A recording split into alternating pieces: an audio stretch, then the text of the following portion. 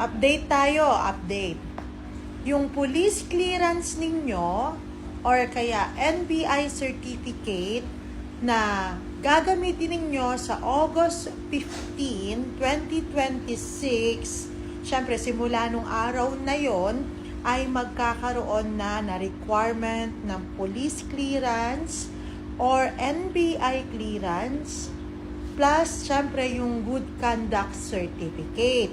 Kung ano man doon yung gagamitin ninyo, dapat meron siyang UAE Embassy stamping at dapat meron din siyang MOFA. Hindi pwedeng yung police clearance sapat na. Yan po yung bagong update. Ngayon, kung meron tayong mga kailangang gawin, magpapavisa tayo, katulad ng mga gusto ng self-sponsored visa, ano pa ba?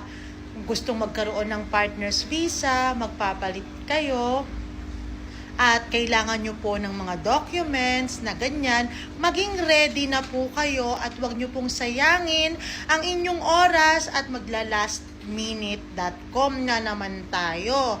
Ngayon, kung sa palagay nyo nahihirapan kayong kumuha ng mga ganyang dokumento, maaari naman namin kayong tulungan sa Yes Pinoy Pro.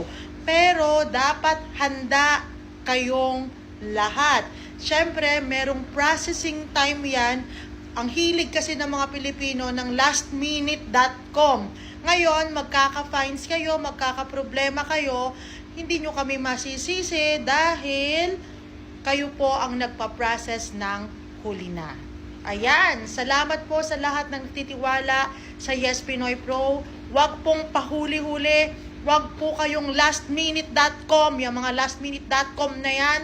Kaya dapat lagi kayong handa kung kailangan nyo ng tulong ng Yes Pinoy Pro.